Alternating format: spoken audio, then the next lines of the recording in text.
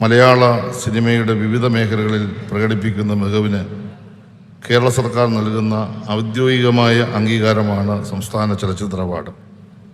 ഉയർന്ന കലാമൂല്യമുള്ളതും സാങ്കേതിക തികവ് പുലർത്തുന്നതുമായ സിനിമകളുടെ നിർമ്മാണം പ്രോത്സാഹിപ്പിക്കുക എന്നതാണ് ഈ അവാർഡുകളുടെ ലക്ഷ്യം. 1969 ആദ്യമായി സർക്കാർ തലത്തിൽ സിനിമകളെ അംഗീകരിക്കുന്നതിനായി അവാർഡുകൾ ഏർപ്പെടുത്തിയത്.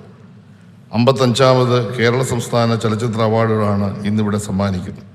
2024 മലയാള സിനിമയെ പ്രമേയപരമായും സാങ്കേതികമായും ഉയരങ്ങളിലെത്തിച്ച 51 ചലച്ചിത്ര പ്രതിഭകൾക്കായി വിവിധ വിഭാഗങ്ങൾ 57 പുരസ്കാരങ്ങൾ ഈ വേദിയിൽ സമ്മാനിക്കും. കേരള സർക്കാരിൻ്റെ പരമോന്നത ചലച്ചിത്ര ബഹുമതിയായ ജെ.സി. ദാനിയേൽ അവാർഡാണ് ആദ്യമായി ഈ വേദിയിൽ സമ്മാനിക്കപ്പെടുന്നത്.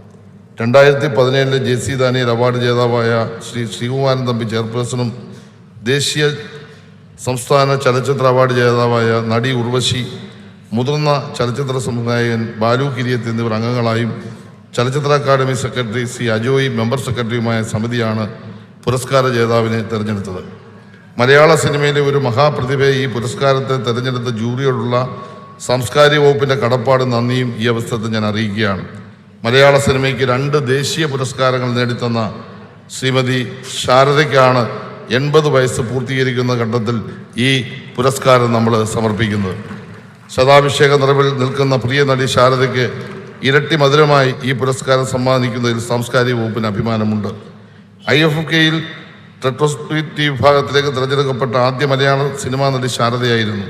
2019 നടന്ന 24ാമത് രാജ്യാന്തര ചലച്ചിത്രമേളയിലാണ് ശാരദയുടെ ചിത്രങ്ങൾ പ്രദർശിപ്പിച്ചത്.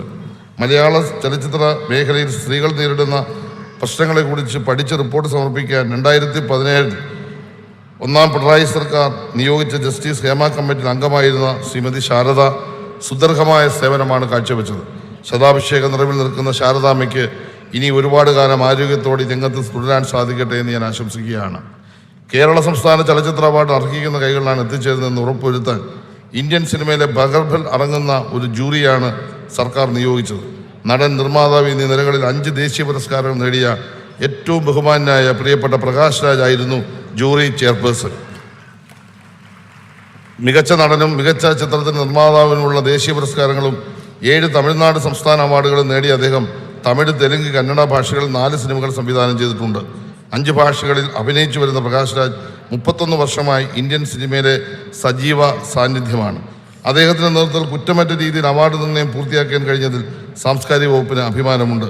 കഴിഞ്ഞ 5 വർഷവും കുറ്റമറ്റ രീതിയിൽ അവാർഡ് നിർണ്ണയം പൂർത്തീകരിക്കാൻ കഴിഞ്ഞു എന്നത് സാംസ്കാരിക വകുപ്പിനെ സംബന്ധിച്ച് ഏറ്റവും അഭിമാനകരമായ കാര്യമാണ്.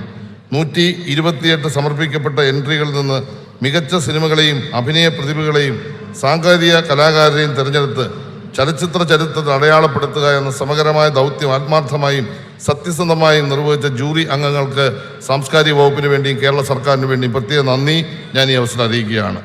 ജൂറി സർക്കാരിന് സമർപ്പിച്ച റിപ്പോർട്ട് പരിശോധിക്കുമ്പോൾ അഭിമാനിക്കാവുന്ന നേട്ടങ്ങൾ പലതും ഉണ്ടെങ്കിലും മലയാള ചലച്ചിത്രവും ഒരു ആത്മപരിശോധന നടത്തേണ്ട ചില കാര്യങ്ങൾ കൂടി അതിലുണ്ട്. അന്തിമ ജൂറിക്ക് മുമ്പാകെ എത്തിയ ചിത്രങ്ങളിൽ ചെറിയൊരു ശതമാനം ചിത്രങ്ങൾ മാത്രമേ മികവ് പുലർത്തിയുള്ളൂ എന്ന് പ്രകാശ് രാജ് ചെയർമാനായ ജൂറി റിപ്പോർട്ടിൽ അഭിപ്രായപ്പെട്ടിട്ടുണ്ട്. മികച്ച കുട്ടികളുടെ സിനിമ, ബാലതാരം എന്നീ വിഭാഗങ്ങൾ അവാർഡുകൾ നൽകിയിട്ടില്ല. സമർപ്പിക്കപ്പെട്ട ചിത്രങ്ങൾ കുട്ടികളുടെ വീക്ഷണകോണിൽ നിന്നുള്ളതായിരുന്നില്ല എന്ന് ജൂറി പറയുന്നു. അഭിനയ സാധ്യതയുള്ള വേഷങ്ങൾ കുട്ടികൾക്കായി സൃഷ്ടിക്കപ്പെട്ടതുമില്ല. തുടർച്ചയായ 2ാമത്തെ വർഷമാണ് നിലവാരമുള്ള എൻട്രികളുടെ അഭാവത്തിൽ മികച്ച കുട്ടികളുടെ ചിത്രത്തിനുള്ള പുരസ്കാരം നൽകാതിരിക്കുന്നത്. 128 സിനിമകൾ സമർപ്പിക്കപ്പെട്ട വർഷത്തിൽ 6 ചിത്രങ്ങൾ മാത്രമേ കുട്ടികളുടെ വിഭാഗത്തിൽ ഉണ്ടായിരുന്നുള്ളൂ. ചലച്ചിത്ര പ്രവർത്തകർ ആത്മപരിശോധന നടത്തേണ്ട കാര്യമാണിത്. കുട്ടികളുടെ കണ്ണുകളിലൂടെ ലോകത്തെ കാണുന്ന നിരവധി ക്ലാസിക്കൽ സിനിമകൾ ലോക സിനിമയുടെ ചരിത്രത്തിലുണ്ട്. ഈ ഡിജിറ്റൽ യുഗത്തിൽ ദൃശ്യങ്ങളുടെ അന്തമില്ലാത്ത ധാരാളിത്തത്തിലേക്ക് പിറന്നു വീഴുന്ന കുട്ടികളെ നല്ല കാഴ്ചകളിലൂടെ നേർവഴിക്ക് നയിക്കുന്നതിന് ഉതകുന്ന സിനിമകൾ മലയാളത്തിൽ ഇനിയും ഉണ്ടാവേണ്ടതുണ്ട്.